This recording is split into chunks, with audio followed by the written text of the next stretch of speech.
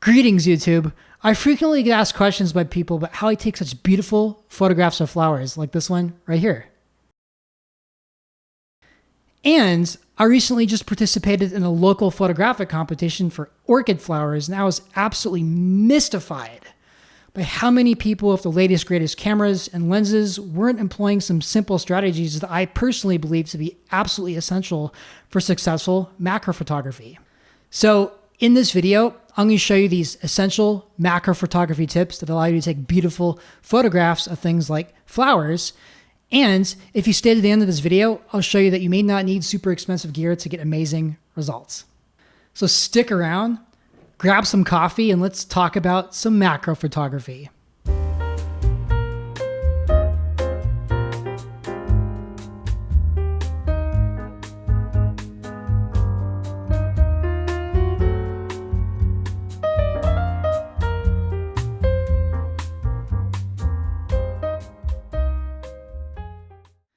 So when I was photographing this orchid display for this photo contest, the thing that absolutely mystified me the most was that even people of high-end mirrorless bodies and professional lenses weren't using tripods to frame and stabilize their compositions. So when taking close-ups of subjects like flowers, your depth of field is often not measured in feet, but in inches or sometimes even fractions of an inch, where micro precision is absolutely crucial. And slight shifts in your camera position in a matter of inches can have drastic changes on your overall composition and perspective. And when photographing flowers, other confounding elements like leaves and branches can easily spoil our composition, hence we need to be very precise with our composition. So because of the absolute precision needed for successful macro photography, it's very difficult to capture stunning shots when moving around like a bumblebee from flower to flower, photograph to photograph. If there's one thing to take away from this video, it's this.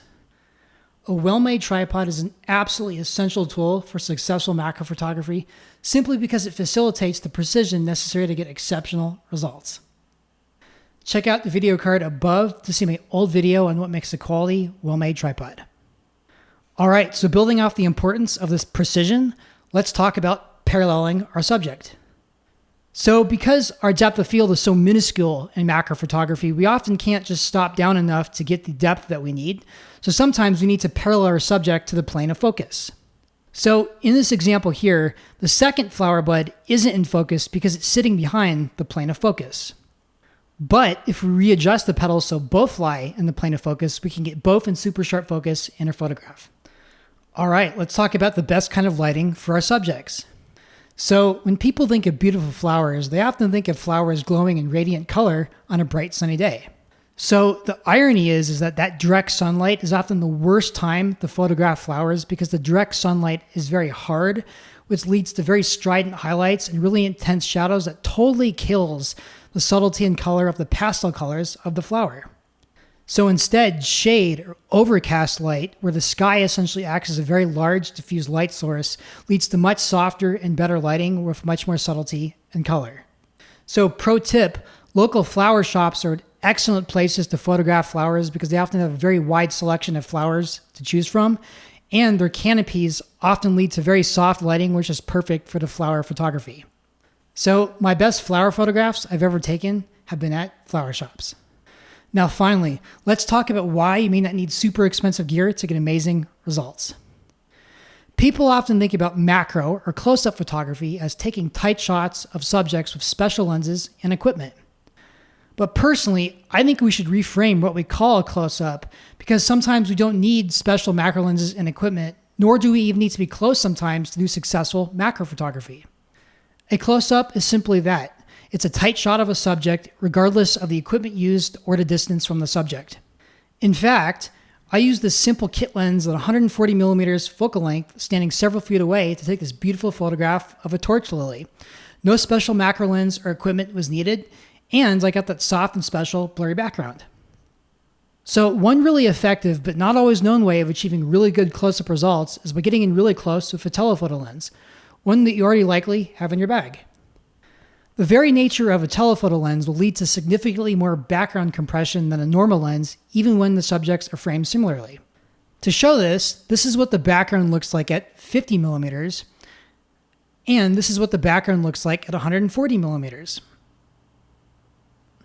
So if your current lens doesn't allow you to focus close enough to your subjects, you have two excellent options. So your first option is you can purchase an inexpensive extension tube set like the one linked in the description below. Now, extension tubes increase the distance from the lens to the sensor, allowing you to focus closer to your subjects. Note though that longer lenses require more extension, and zoom lenses will change focus as you zoom while using an extension tube. All right, secondly, there are many prior generation used macro lenses on the market that you can get for really great prices that are exceptional performers, like this Nikon 60mm micro lens or this Sigma 105mm macro lens. So when we use these simple but crucial strategies for macro photography, like seeking soft light, using our tripods to get that micro precision, paralleling our subject, or using long telephoto lenses or macro lenses to get that nice, soft, blurry background, it leads to exquisite photographs with that specialness. And the best part is we often don't need super expensive gear to get those amazing results either.